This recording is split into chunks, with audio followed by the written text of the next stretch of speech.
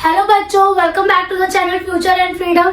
मैं सिमरन और आज हम स्टार्ट करने वाले हैं चैप्टर ग्रेविटेशन। ये है ग्रेविटेशन चैप्टर का लेक्चर नंबर 1। इस लेक्चर में हम लोग कवर करेंगे ग्रेविटेशन फोर्स, ग्रेविटी को, यूनिवर्सल लॉ ऑफ ग्रेविटेशन, ठीक है, which is very important from the exam point of view also, और इम्पोर्टेंस ऑफ ग्रेविटेशनल फोर्स की ये सारी चीजों का इम्पोर्टेंस क्या है, ग्रेविटेशन फोर्स की इम्पोर्टेंस क्या है। ठीक है, तो चलिए विदाउट वेस्टिंग एनी टाइम अपना स्टार्ट करते हैं सेशन। तो पहले हम समझेंगे कि ग्रेविटेशन फोर्स क्या होता है। ग्रेविटेशन फोर्स क्या है? कोई भी दो ऑब्जेक्ट के बीच में जो फोर्स लग रहा है बिकॉज ऑफ देयर मासेस, उनके मास की वजह से जो फोर्स उन दोनों ऑब्जेक्ट्स के बीच में लग रहा है वो हमारा ग्रेविटेशन फोर्स है। ठीक है, और ये यूनिवर्सल है। यूनिवर्सल का मतलब ये हर जगह लग रहा है, अर्थ पे, अर्थ से बाहर, ठीक है, इंडिया में, दुबई में, और आपका स्विट्जरलैंड में, सन पे, अर्थ पे, मून पे, प्लैनेट, सैटेलाइट, एवरीवेयर। जो हमारा ग्रेविटेशन फोर्स है ये यूनिवर्सल फोर्स है। ठीक है, दिस इज फॉर यूनिवर्सल, सबके लिए है ये। तो अभी बताया मैंने आपको कि फोर्स क्या है, दो ऑब्जेक्ट्स के बीच में लग रहा है बिकॉज ऑफ देयर मासेस। ठीक है, तो अब देखिए ये चीज को ऐसे समझिए कि जैसे मैं हूं, फर्स्ट ऑब्जेक्ट में हो गई, सेकेंड ऑब्जेक्ट फॉर एग्जाम्पल आप हो गए, तो क्या हम दोनों के बीच में कोई फोर्स लग रहा है? यस, लग रहा है, ग्रेविटेशन फोर्स लग रहा है। अभी बताया यूनिवर्सल है, सबके बीच में लग रहा है। एवरी टू ऑब्जेक्ट्स और bodies possessing gravitation force because of their masses. अगर कोई ऑब्जेक्ट है और उसका मास है तो उस पर ग्रेविटेशन फोर्स लग रहा है। ठीक है, अगर आप कहोगे कि मैम आप खड़े हो, आपकी बॉडी हो गई, सेकेंड जो रूम में ट्यूबलाइट्स है, क्या आप ग्रेविटेशन फोर्स लग रहा है? यस, ऑफ कोर्स लग रहा है, उसका भी कुछ मास है, मेरा भी कुछ मास है, फोर्स लग रहा है। या फिर अगर आप कहोगे कि सन और अर्थ के बीच में लग रहा है, तो यस, सन और अर्थ दोनों ही ऑब्जेक्ट्स है, दोनों का मास है, दोनों के बीच में लग रहा है। मून और सन के बीच में लग रहा है, सैटेलाइट्स के बीच में लग रहा है। Every object that possesses mass, her object जिसका कुछ मास है तो उस पर ग्रेविटेशन फोर्स लग रहा है। ठीक है, अच्छा, तो हमने जो पढ़ा ग्रेविटेशन फोर्स लग रहा है, अब क्या ये रिपल्सिव फोर्स है या अट्रैक्टिव फोर्स है? रिपल्सिव मतलब जैसे कि आप मैग्नेट्स को करते हैं ना, सेम फोर्स को पास में लाते तो वो एक दूसरे को रिपेल करते हैं, दूर दूर करते हैं, तो वो हो गया रिपल्सिव, और जो एक दूसरे को खींच लेते हैं वो हो गया अट्रैक्टिव। तो जो ग्रेविटेशन फोर्स है ये हमारा अट्रैक्टिव फोर्स है। ठीक है, अच्छा, अगर ये अट्रैक्टिव फोर्स है और जैसे कि न्यूटन सर ने बोला था, to every action there is equal and opposite reaction, तो अगर मैं आप पे फोर्स लगा रही हूँ तो आप भी मेरे पे फोर्स लगा रहे हो, और ये अट्रैक्टिव है, तो हम लोग मिल क्यों नहीं जा रहे, है ना? हम लोग मिल क्यों नहीं पा रहे? हम लोग आपस से अट्रैक्ट हो रहे थे, एक दूसरे के पास आ जानी चाहिए, सब चीजें एक दूसरे के पास आ जानी चाहिए, सब चीजें अपनी अपनी जगह पर है, दूर दूर है, तो ऐसा क्यों? ठीक है, तो ये क्यों का आंसर हम आगे डिस्कस करेंगे यूनिवर्सल लॉ ऑफ ग्रेविटेशन में। तो अभी तक आपका जो ग्रेविटेशन फोर्स है वो ये समझिए कि कोई भी दो ऑब्जेक्ट है जिनका कुछ मास है, तो बिकॉज ऑफ देयर मास उनके बीच में फोर्स लग रहा है जिसको हम बोलते हैं ग्रेविटेशन फोर्स। ये फोर्स जो है हमारा यूनिवर्सल है। ठीक है, इसको हम यूनिवर्सल भी बोलते हैं, यूनिवर्सल फोर्स। ये यूनिवर्सल है, ये हर जगह लग रहा है, अर्थ पे, अर्थ के बाहर, हर जगह। ठीक है, और ये आपका अट्रैक्टिव है, एक दूसरे को जो है बॉडी अट्रैक्ट करती है। ठीक है, ये समझ आया। अब इसका अगर मैं थोड़ा सा और इसको इलैबोरेट करूं, तो अगर आपने पढ़ा होगा कि इलेक्ट्रोमैग्नेटिक फोर्स, ठीक है, तो दो मैग्नेट्स हैं, आपस में एक दूसरे को रिपेल भी करती है, अट्रैक्ट भी करती हैं, तो क्या यहाँ पे ग्रेविटेशन फोर्स है?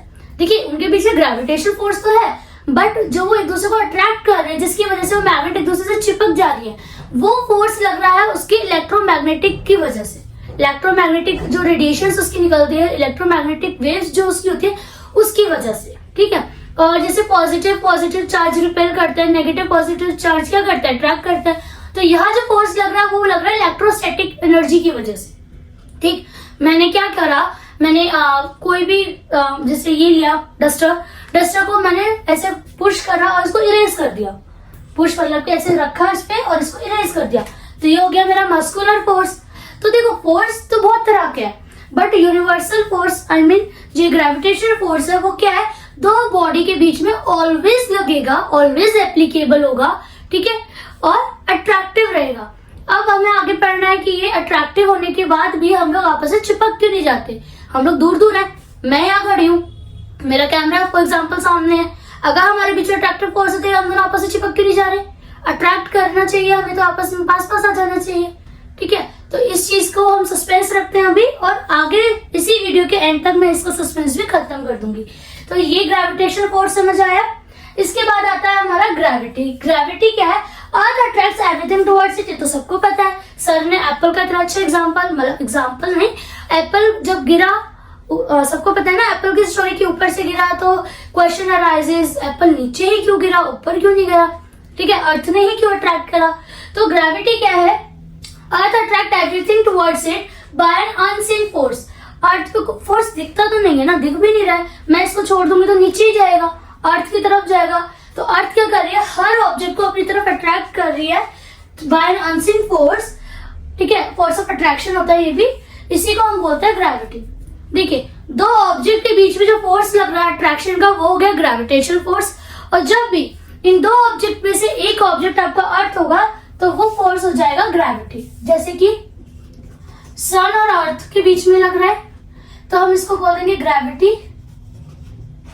ठीक है, और पेन और अर्थ के बीच में लग रहा है ग्रेविटी। और इफ यू से सन और मून के बीच में लग रहा है तो हम इसको बोलेंगे ग्रेविटेशनल फोर्स। ठीक है, तो बेसिकली छोटा सा वो है यहाँ पे कि जब भी फोर्स अर्थ और किसी ऑब्जेक्ट के बीच में लगेगा तो आप बोलोगे ग्रेविटी, तो उस फोर्स का नाम पड़ जाएगा ग्रेविटी। और जब दो ऑब्जेक्ट के बीच में लगेगा तो उसका नाम पड़ जाएगा ग्रेविटेशनल फोर्स। जैसे कि एक और एग्जांपल अगर मैं लेती हूँ यहाँ पे, तो अगर ह्यूमन बॉडी ओके और बॉक्स के बीच में कोई फोर्स लग रहा है तो मैं उसको बोलूंगी ग्रेविटेशनल फोर्स, ग्रेविटेशनल फोर्स। और अगर यही फोर्स जो है अर्थ और बॉक्स के बीच में लग रहा है तो मैं बोल दूंगी ग्रेविटी। ठीक है, ग्रेविटी क्लियर है।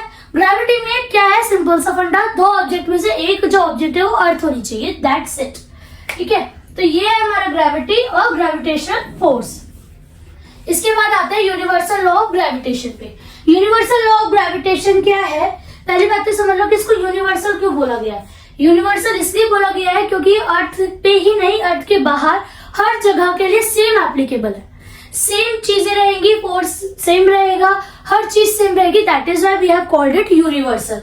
यूनिवर्सल लॉ ऑफ ग्रेविटेशन क्या कहता है कि according to this law each and every object possesses some force on each other with some gravitational force. ठीक है, according to this law each and every object in this universe attract each other with some gravitational force which is directly proportional to the product of masses and inversely proportional to the square of distance between them। चलिए, ये तो definition हो गई थी, अब इसको समझ लेते हैं। वो कह रहा है universal law of gravitational force, universal law of gravitation कहता है कि कोई भी दो ऑब्जेक्ट है वो आपस में एक दूसरे को अट्रैक्ट करेंगे। ओके, उनके बीच में एक ग्रेविटेशनल फोर्स लगेगा, ये तो हमने ऊपर भी पढ़ा था। तो ये लॉ में क्या नया चीज आई है? तो वो लॉ ये हमें बताते हैं कि वो फोर्स किस इंटेंसिटी से लगेगा, ठीक है, किस क्वांटिटी से लगेगा। तो यहाँ पे देखिए वो कह रहे हैं कि फोर्स लगेगा which is directly proportional to the product of masses of the object। For example, ये है मेरा मास m1, ये है मेरा मास m2। ओके, ये इसका सेंटर, ये इसका सेंटर, और इन दोनों के सेंटर्स के बीच की जो दूरी है वो है d। ठीक है, इन दोनों के बीच का जो डिस्टेंस है वो हो गया d। तो जो फोर्स है वो डायरेक्टली प्रोपोर्शनल है प्रोडक्ट ऑफ द मासेस के, यानी कि m1 m2 के प्रोपोर्शनल। मैंने आपको बताया था पहले वाले चैप्टर में भी। तो जो ग्रेविटेशन फोर्स है वो डायरेक्टली प्रोपोर्शनल है product of masses of the object, यानी कि m1 into m2 के। Let's say this is our equation number 1। Okay, उसके बाद वो कह रहे हैं जो फोर्स है वो इनवर्सली प्रोपोर्शनल है, इनवर्सली प्रोपोर्शनल है to the square of the distance between them. इनके बीच का डिस्टेंस क्या है? d। इनवर्सली प्रोपोर्शनल तो ये नीचे आएगा और डिस्टेंस का स्क्वायर। ठीक, ये हो गई हमारी सेकेंड इक्वेशन। मैं पहले इन दोनों इक्वेशंस को समझाती हूँ फिर फोर्स निकालते हैं यहाँ से। फर्स्ट इक्वेशन में कह रहा है कि force is directly proportional to the product of the masses of the object, यानी कि जो दो ऑब्जेक्ट के बीच में फोर्स लग रहा है उनके मास का प्रोडक्ट कर दोगे तो क्या होगा? फोर्स उसका डायरेक्टली प्रोपोर्शनल है, यानी कि जैसे जैसे मास बढ़ेगा फोर्स भी बढ़ेगा। क्लियर है? जैसे जैसे मास बढ़ेगा तो फोर्स भी बढ़ेगा। ये समझ आया? सेकेंड में वो कह रहा है force is inversely proportional to the square of the distance between them, कि जो डिस्टेंस है उसका स्क्वायर कर दूंगी अगर मैं, तो वो इनवर्सली प्रोपोर्शनल हो जाएगा फोर्स के। यानी कि इनवर्सली प्रोपोर्शनल में क्या होता है, जैसे जैसे डिस्टेंस बढ़ेगा आपका फोर्स घटेगा। ठीक है, तो इनवर्सली और डायरेक्टली में यही डिफरेंस है। डायरेक्टली में अगर ये बढ़ेगा तो ये भी बढ़ेगा, और इनवर्सली में अगर डिस्टेंस बढ़ेगा तो फोर्स घटेगा, इनवर्स यानी उल्टा हो जाएगा। ठीक है, और घटेगा भी किस रेट से, डबल स्क्वायर के रेट से। यानी कि अगर मेरा डिस्टेंस 2 है, ठीक है, तो 2 का स्क्वायर फोर्स क्या होगा, 4 गुना घटेगा। अगर मेरा डिस्टेंस 2 की स्पीड से बढ़ेगा तो फोर्स मेरा 4 की स्पीड से कम होगा। अगर मेरा डिस्टेंस 3 की स्पीड से बढ़ेगा, मतलब 3 इंटेंसिटी से बढ़ेगा, तो मेरा फोर्स जो है 3 की पावर 2 यानी कि 9 इंटेंसिटी से घटेगा। ठीक है, तो let's combine these two equation, combine 1 and 2। तो फोर्स क्या आ गया, m1 upon m2 upon D square. समझ आया, फोर्स क्या आ गया, m1 अपॉन m2 अपॉन में डी स्क्वायर। मैंने आपको पहले भी बताया था कि जब भी हम प्रोपोर्शनलिटी का साइन हटाते हैं तो हम लोग एक कांस्टेंट अप्लाई करते हैं। तो यहाँ पे जो कांस्टेंट अप्लाई होगा वो होगा g। ठीक है, और आई हैव ऑल्सो टोल्ड कि जो भी कांस्टेंट अप्लाई होता है उसकी वैल्यू होती है। तो g की वैल्यू क्या हो जाती है यहाँ पे, 6.67 की पावर इंटू 10 की पावर -11। क्लियर है, ठीक है। तो चलो यहाँ तक तो समझ आ गया, चलो ठीक है। फोर्स निकल गया, मास की क्या कहते हैं, मास के प्रोडक्ट इनवर्स डायरेक्टली प्रोपोर्शनल होता है, डिस्टेंस का स्क्वायर इनवर्सली प्रोपोर्शनल होता है। ये तो हमने फॉर्मूला के अकॉर्डिंग निकाल लिया। स्टेटमेंट मतलब जो लॉज जो था हमारा, वो हमें ये फॉर्मूला निकाल कर देता है।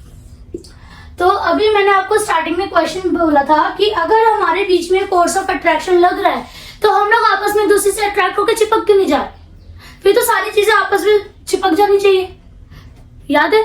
लेकिन हम लोग अभी भी अपने अपने डिस्टेंस पर है, मैं यहाँ पर हूँ, आप वहां पर हो। ठीक है, बुर्ज खलीफा दुबई में है, क्लियर, इंडिया गेट अपनी जगह पर है। ठीक है, तो क्यों नहीं चिपक रहे, क्योंकि हमारे बीच का डिस्टेंस भी तो ज्यादा है। डिस्टेंस ज्यादा है तो फोर्स कम है। ठीक है, मास हमारा, ठीक है, मेरा और आपका मास ऑलमोस्ट सिमिलर है, बट हमारे और आपके बीच में डिस्टेंस ज्यादा है तो फोर्स क्या हो गया, कम हो गया। इसीलिए जो चीजें हैं सब अपनी अपनी जगह पर है, क्योंकि मास के साथ साथ डिस्टेंस भी इंपॉर्टेंट है फोर्स लगने के लिए। अगर डिस्टेंस ज्यादा होगा तो फोर्स क्या हो जाएगा, कम। अगर डिस्टेंस कम होगा तो फोर्स क्या हो जाएगा, ज्यादा। ठीक है, तो ये है रीजन कि जो चीजें हैं वो आपस में चिपकती नहीं है, एक दूसरे से अपने अपनी जगह पे स्टेबल है। और एक्चुअली ये एक इम्पोर्टेंस है इसकी ना, कि ये क्या कर रहा है, इसने ना रिवॉल्यूशन को और क्या कहते हैं चीजों के एग्जिस्टेंस को स्टेबिलिटी दे रखी है। वरना क्या होता कि सारी चीजें जो है आपस में भिड़ जाती। सन मून पे आके गिर रहा है, मून अर्थ पे आके गिर रहा है। ठीक है, अब क्या है कि एक और रीजन यहाँ पे ये आता है कि देखो, मैं भी आप पे फोर्स लगा रही हूँ, आप मेरे पे फोर्स लगा रहे हो। इसके साथ साथ ऐसा तो नहीं है कि एक टाइम पे बस एक ही फोर्स लगेगा। ऐसा तो नहीं कि एक टाइम पे बस आप और मेरे बीच ही फोर्स लगेगा। उस जब हम दोनों के बीच में फोर्स लग रहा है तब अदर ऑब्जेक्ट भी तो हम पे फोर्स लगा रहे हैं, हम भी अदर ऑब्जेक्ट्स पे फोर्स लगा रहे हैं। तो देखिए, अर्थ हमारे पास सबसे करीब है, हमारे सबसे करीब क्या है, अर्थ है। ठीक है, तो इसीलिए अर्थ का मास क्या है, बहुत ज्यादा है। सबको पता है अर्थ का मास ज्यादा है और अर्थ हमारे सबसे करीब है, तो इसीलिए हमारा जो फोर्स है वो अर्थ की तरफ ज्यादा लगता है। इसलिए हर चीज जो है अर्थ की तरफ अट्रैक्ट हो रही है। Clear, mass of the earth is more, mass ज्यादा है, फोर्स ज्यादा लगेगा। और अर्थ से हमारा डिस्टेंस कम है तो भी फोर्स ज्यादा लगेगा। तो इस केस में क्या हो रहा है कि हम सब जो है अर्थ की तरफ अट्रैक्ट है। ये जो हम सरफेस पे चल पा रहे हैं ना, ये जो हम मूव कर पा रहे हैं, this is also because of gravitational force. ठीक है, समझ आया यहाँ तक। चलिए इसके आगे का करते हैं। इसके आगे हम कुछ कॉन्सेप्ट्स पढ़ते हैं अबाउट द जी, कि ये जो जी की वैल्यू है किसने दी थी। जी की वैल्यू आपको दी थी हेनरी कैवेंडिश ने। ठीक है, और जी की वैल्यू हमने मैंने आपको बताई थी 6.67 इंटू 10 की पावर -11 होती है। अब हम इसकी एसआई यूनिट पढ़ लेते हैं और इसकी इंपॉर्टेंस को पढ़ लेते हैं। तो पहले मैं आपको फॉर्मूला मेंशन कर देती हूँ। फॉर्मूला था हमारा F = G m1 m2 upon में d स्क्वायर। और देखो फोर्स की एसआई यूनिट क्या होती है, एसआई यूनिट ऑफ फोर्स तो सबको मैंने पहले भी बताया हुआ न्यूटन होती है। तो यहाँ पे भी जो ग्रेविटेशनल फोर्स है उसकी यूनिट क्या हो जाएगी, न्यूटन हो जाएगी। अगर मैं यहाँ से जी की वैल्यू निकालू तो जी मेरा क्या आएगा, F d स्क्वायर अपॉन में m1 m2। तो मेरी यूनिट क्या निकल गई, फोर्स की न्यूटन, डिस्टेंस की किलोमीटर स्क्वायर, और m1 m2 is kg square. तो इसको जब मैं लिखूंगी तो ये हो जाएगा न्यूटन किलोमीटर स्क्वायर पर kg स्क्वायर। ठीक है, तो डिस्टेंस की डिस्टेंस की हम स्टैंडर्ड यूनिट लेंगे ना, तो स्टैंडर्ड यूनिट में यहाँ पे आपको मीटर आएगा, तो it will be newton metre square पर kg स्क्वायर। ये हो गई आपकी जी की एसआई यूनिट, ये हो गई आपकी फोर्स की एसआई यूनिट। ठीक है, और ये इसकी जो वैल्यू थी किसने निकाली थी, हेनरी कैवेंडिश ने, जो कि क्या है, ब्रिटिश फिलोसोफर है प्लस साइंटिस्ट है। ठीक है, इतना समझ आया, जी की वैल्यू आ गई, एफ की वैल्यू आ गई, कैसे निकालना है फोर्स वो समझ आ गया, इनके एसआई यूनिट समझ आ गई। इसके बाद आते हैं हम लोग हमारे इंपॉर्टेंस पे।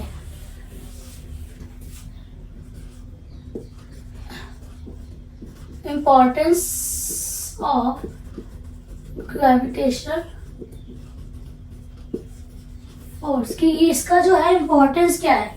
ठीक है, ग्रेविटेशनल फोर्स कह लो या फिर यहाँ पे कह लो कि importance of universal law of gravitation क्या है। देखिए, पहला इंपॉर्टेंस तो मैंने अभी आपको बताया कि we are moving on the earth just because of this gravitational force. चीजें क्या है, अपनी जगह पर स्टेबल है because of this gravitational force. तो क्या आ जाएगा,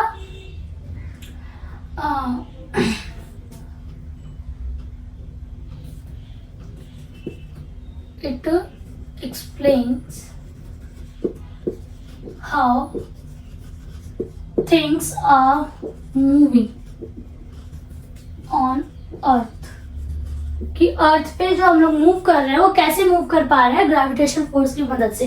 क्योंकि अर्थ का फोर्स हमारे ऊपर इतना लग रहा है कि हम सबका जो अट्रैक्शन है, अट्रैक्टिव फोर्स जो है हमारी बॉडी का और अर्थ के बीच का इतना ज्यादा है कि सब कुछ क्या है, चिपक गया अर्थ पे। तो इसी वजह से हर चीज अर्थ की सरफेस पे रह जाती है, हम ऐसे हवा में नहीं उड़ रहे। मून पे क्या है, मून पे जो है मास डिफर कर जाता है, अर्थ का मास और मून का मास सेम थोड़ी है, तो वहां पे क्या एटमॉस्फेयर भी डिफरेंट है। तो इस वजह से तो इसका एक और जो है, it helps in maintaining atmosphere, it helps in maintaining the atmosphere. वही सेम रीजन, अर्थ का मास इतना ज्यादा है, ठीक है, तो क्या है, मैटर कह रही हूँ, सॉरी, अर्थ का मास इतना ज्यादा है तो वो एटमॉस्फेयर पे जितनी भी हमारी चीजें हैं वो सबको मेंटेन करके रखा है। It helps in revolution, it helps in revolution of sun and moon,